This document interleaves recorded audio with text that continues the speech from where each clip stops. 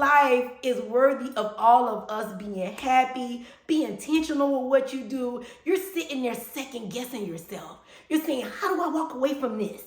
How do I end this? You're on a job right now you don't want to be on. You want to do something else. You want to pursue some type of business you got going on. But maybe you can't. You're scared to do it, but you probably can't do it because you got bad practices. You got to change some things up. Anything you want to do in life, all you got to do is start. Press play.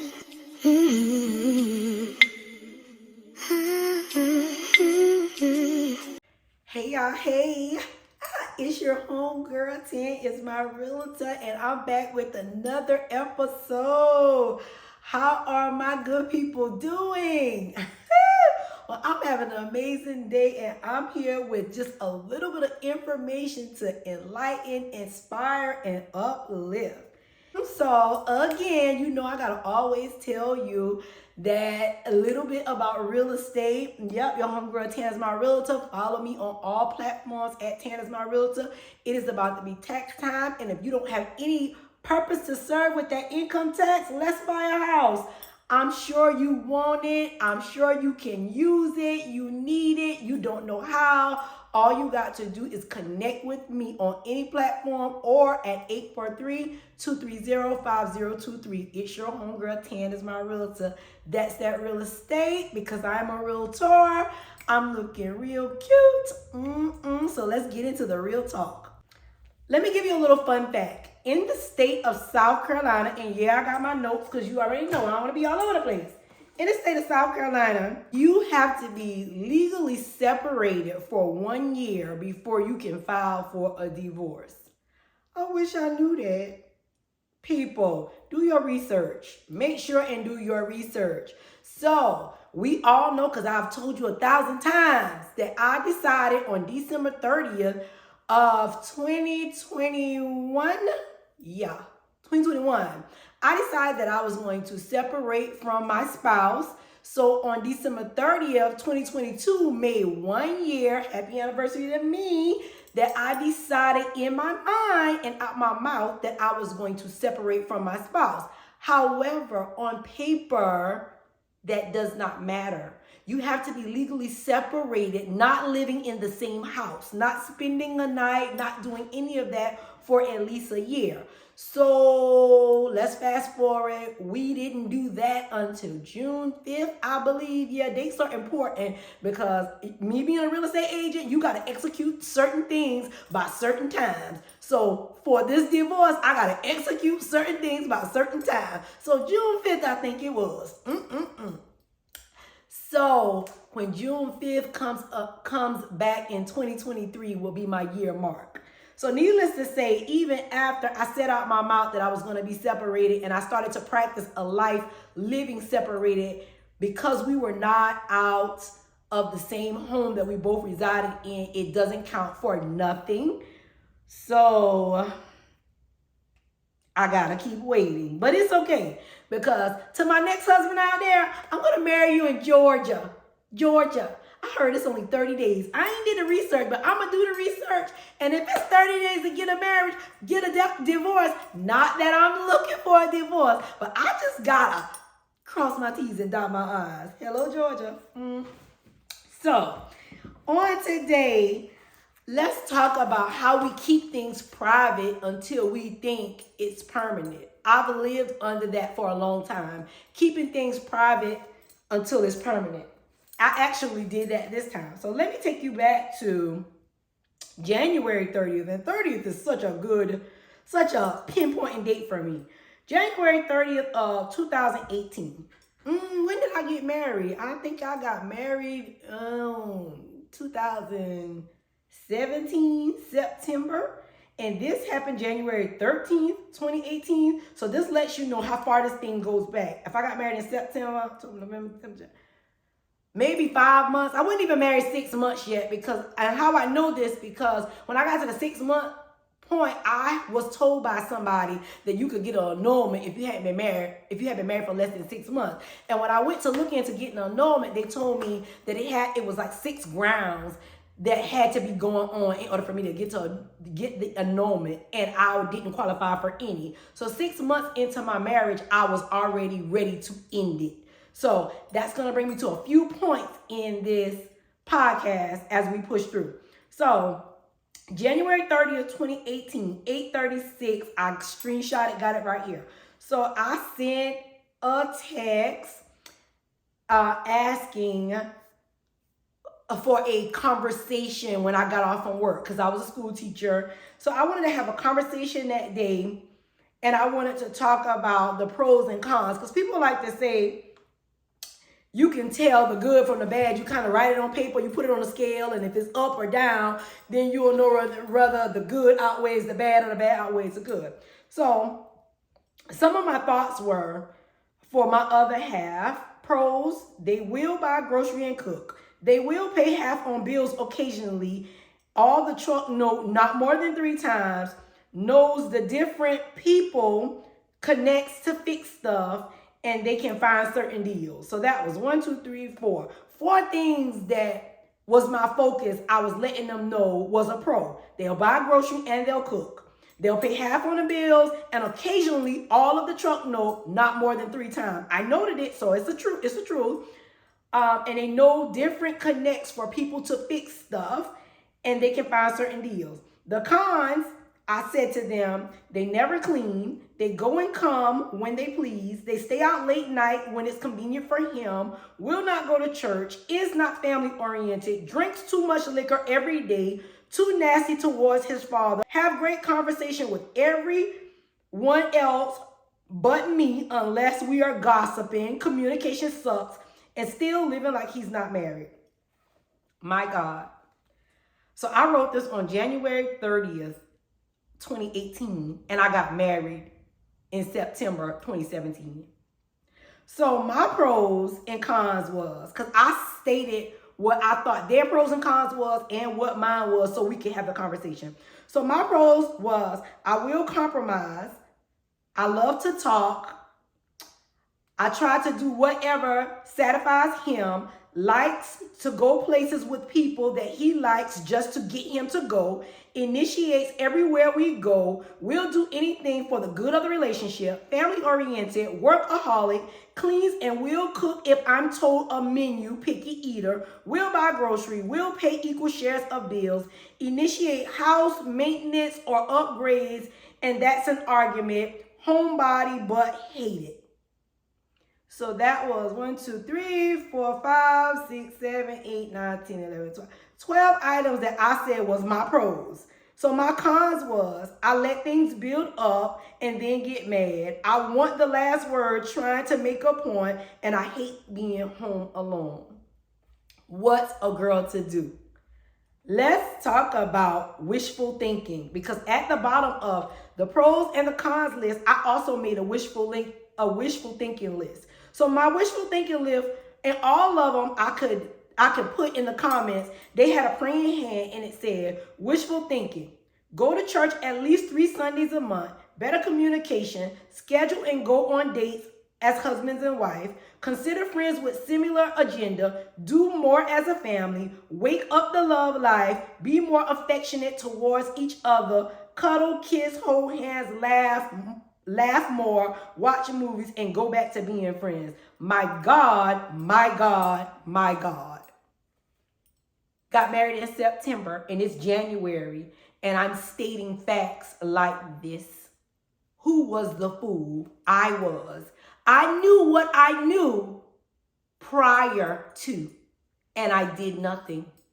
I often talk about being held accountable, and accountability is key, people. When you know what you know, you know what you know. For those of you that don't know what you don't know, you just don't know. Hear me when I say this. When you know what you know, you know. Why? And we only going to talk about me. I already stated what the pros and cons was for the other person, but let's get into me, because that's what this is about. Why? By mine, it was will compromise, love to talk, try to do whatever satisfies him, like go places with people that he likes just so he can go. Initiates everywhere we go. Why I gotta always pick the places? Will do anything for the good of relationship. Family oriented. Workaholic. Cleans and will cook if I'm told a menu because he's a picky eater. Will buy grocery. Will pay equal share of the bills. Initiates house maintenance or upgrades, and that's an argument. Mind you, this is the same home that I never talked about me paying for. I never talked about being mine. I brought it up 2 times in the relationship when they said, what do you do for me? And I said, I invited you into a home that I built for me and my kids. I didn't require you to take me somewhere else. How could you ask me, what do I do for you? I came to be a partner, and you're always taking offense. Homebody but hated. My cons, let things build up, then I get mad. Yeah, I'll take a little bit of shit before I go from 0 to 100. I want to have the last word trying to make a point. Yeah, I got a big old mouth, and if you call me a bitch, I'm going to call you a fuck ass nigga. I'll do that. Hates being home alone. I just felt like all my kids were out the house and I done gave you a baby, something you did not have. You just, the people that said you had a baby for them, they wasn't yours, but I gave you one. And now we got to stay at home while you just doing whatever you want to do. And this is not even 6 months after I got married. Let's talk about that wishful list again. The wishful list. I wanted to go to church at least 3 Sundays in a month because I figured God would start to show up in our relationship and do something different. Better communication. We needed to talk more instead of argue. Scheduled to go on dates as husband and wives. We needed to go on dates because we wasn't doing that. Consider friends with similar agenda. Let's be with people that got successful marriage instead of being with people that got broken marriages and got all kind of shit going on, gambling, drinking, alcohol. I ain't want to be around them people. Let's get somewhere where some positive shit going on so this shit can turn out different. Do more as a family. Wake up the love life. Yeah, no sex at all. I'm going to get into this thing just not today, but my bed was the coldest place I ever been. Ever been. Ever been. Be more affectionate towards each other. Cuddle, kiss, hold hands, laugh, more watch movies, and go back to being friends. Why am I asking my husband to cuddle, kiss, hold hands, be affection? Why? When I tell you, I made up my mind and I pray that you will consider this. Time is something that you cannot get back. You can get more time, maybe later on down the line. You might have time for this or time for that. But that time you lost, you won't get it back. So I pray that you don't let nothing control how you move because you don't have a lot of time. This thing called life, we don't know when it's going to end. People are leaving here left and right. If your expiration hits tomorrow, what will you have done? What will have failed between the born date and the end date? What will that dash say for you? You're going to have a 1-page obituary, trifold, bifold, anything? How much time will you waste? I encourage you to do something different. I encourage you to walk into greatness one day at a time because that's what I'm doing. I made a conscious decision that I was going to show up 100% in everything I do. Why? Because I haven't always done that. I didn't show up 100% in my marriage because when things started to fail and I communicated in the way I communicated and I felt like it wasn't effective communication because he couldn't hear me, it wasn't that I wasn't communicating. It was just that he couldn't hear me. What I thought was a problem, he didn't think it was a problem. He didn't want to acknowledge it. So whether it was effective or ineffective, I couldn't show up 100% because you need a partner. And I didn't have that. I just read to you off a screenshot from 2018. January, the first of the year. Every year I was going through the same thing. When is enough enough? I decided that I was going to show up 100% from now on in my life because I can't get this time back. And one thing that I was beat down with for the last 4 years was my age. So me being the age that I am, I don't have much more time to waste. I pray God give me another 40 or 50 years. But whatever he give me, I promise you, I'm not going to waste any time. I'm not going to waste any time. I encourage you to do the same thing. When I say show up 100%, we do know that 100% is all you can give. You can say, I'm going to give 150. I'm going to give 110. If you get the pie and you circle it off and you slice it up, all you can give is 100%. That's all you can give. And the number starts back over. Give 100% to anything. Anything that you got going on in your life and you want to be successful, connect with God and give it 100%. Whatever you pour into, whatever you're passionate about, and you put 100% in, you're going to get just that. You're going to get just that. Why didn't I get 100% out of my marriage? I was trying to give a percent, because I'm not going to lie and say I gave 100%, because plenty of days I checked out. You're going to hear me say this often. Plenty of days I checked out. Remember, I'm the one with the big mouth that got to have the last word. I'm the one that got a point to prove. I did that. So I remember, one lick of chain can't run by itself. It takes two to tangle. So I didn't always show up again at 100%. But when you show up half-ass, you get half-ass. When you start doing tit for tat, that's what you get. You ain't going to always win. Is that the end result? Is the end result to win? It shouldn't be. Not in a marriage. The end result in a marriage should be to live happily ever after. That should be the end result. So I say to you, you gotta do what you gotta do. And when you see your person ain't on your same page, it don't have to take you 4 years. By the time that I will have gotten a divorce, I will be at 5.5 years, because it's already 5 years now. June will be the half. September will make it another 6. So I'll be able to say I was separated for 1.5 years. But it don't take that long. It don't take you that long to fall in love with them. It don't take you that long to screw them. It don't. And it don't. It don't take you that long to figure out what you want your next move to be. So all I'm saying is, when you know what you know, move like you know what you know.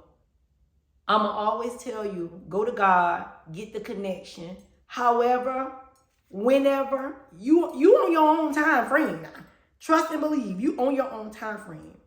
But how much time do you have? I'm sure you got maybe a parent, maybe a cousin, maybe a sibling, maybe a close friend, somebody that was here yesterday or last week. They ain't here today. Every day I get up and come in the salon or look on social media, I'm seeing somebody else done checked out. Whether it's their fault by something they put in their body that caused them harm, or whether it's a freak accident, or whether they just died in their sleep. It don't matter how they left here. They gone. And we are not prepared for death. I don't care. You can be sick and on your dying bed and it'll still affect us. But at the end of the day, the people that has passed over, we still got to do that. We still got to do that. We got to cross that bridge.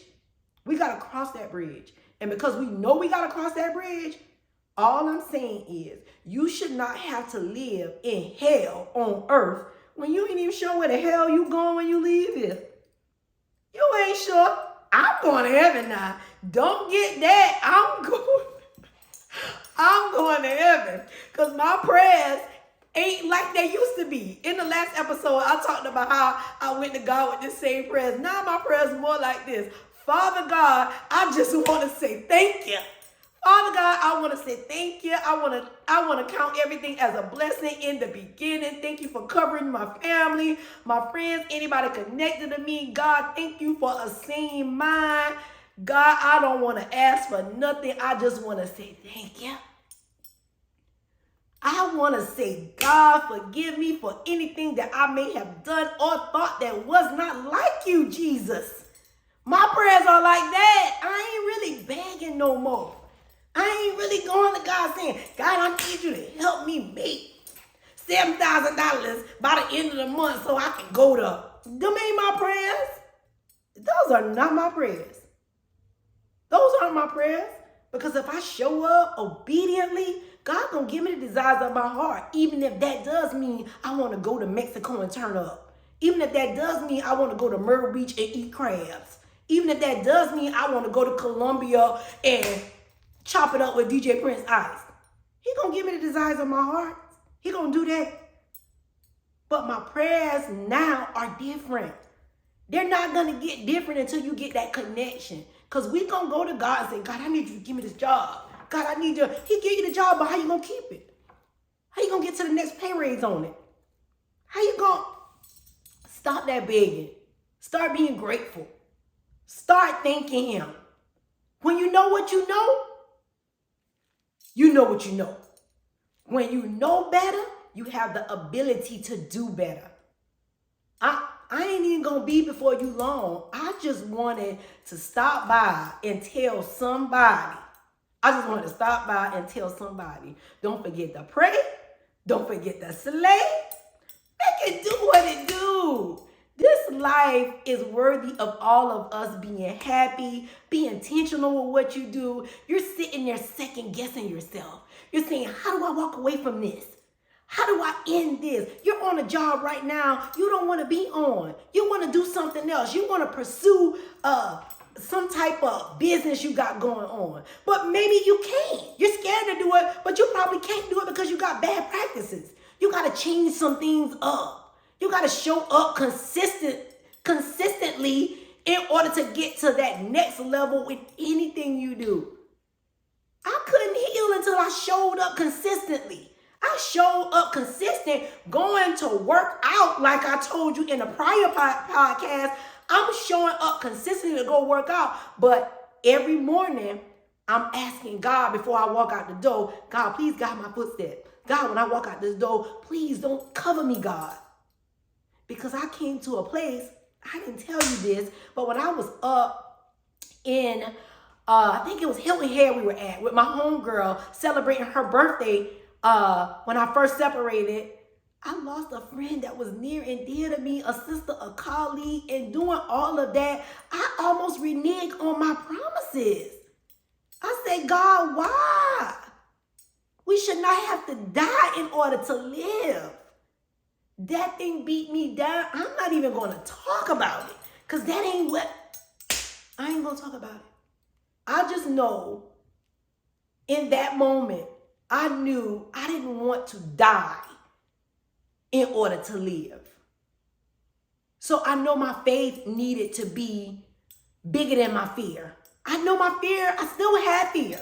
I still had anxiety, but I know it could not be bigger than my faith.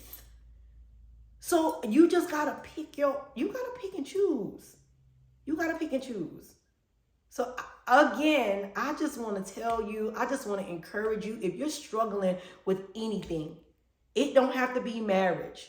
It can be anything, a job, a business idea. It can be your children. It can be a relationship between you and your mom, fix what you can. Show up 100% in everything. If you do your part, that's all that's going to matter. Don't let nobody switch your character because who they are. I've done that for too long. I showed up as Miss Badass because somebody else was showing out on me. And that ain't who I was. You see all us out at the club, in the streets, having a good time, only to come home and sleep on the edge of the motherfucking bed. Sleep with our backs turned. The most we would do for each other in the street, maybe buy each other a drink. Quit faking. That's what's wrong with people. Quit faking. Don't take the mask off until you get ready to now. Because when you take the mask off, everything gonna show. I promise you that. Everything gonna show. But in this season I'm in, I want you to see. Because God made a believer out of me. And because he made a believer out of me, if you can see what God did for me, through me, then mission accomplished. I ain't trying to take credit for nothing I do.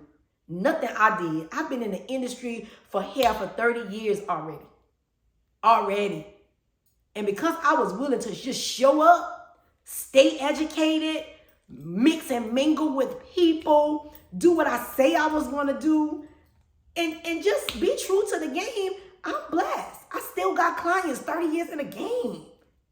God showed up in my business. He'll show up in your life in any form and fashion. Do I always pay tithes? No. Do I always do what I need to do? No. But when God leads me to do a thing, I'm obedient. I'm getting better every day. Day by day, I'm getting better and better and better. And I probably ain't never going to be perfect. I don't even think that's my desire to be perfect. I just want to be God-led. Because I feel like when I get to the point where I'm perfect, remember I talked about me thinking I was perfect, Patty? You're thinking you perfect, Patty, you're going to make all the wrong mistakes. But as long as I know that I'm not perfect and I know that I need God and I have to lean on his word day in and day out, guess what he's going to do for me? He's going to continue to guide me because he wants me to need him. And I do. And I do. Yeah. I ain't going to get nobody else to do it. I'm going to do it. And I do. Listen. It's your homegirl Tana's my realtor. It's been good chopping it up with you guys. I pray that if you are the person sitting in front of this camera and you are trying to decide what your next move is, I pray you go to God. I pray you are God-led, and I pray that you choose you and you execute in excellence. That's my prayer for you. It's your homegirl Tana's my realtor, and I am checking out.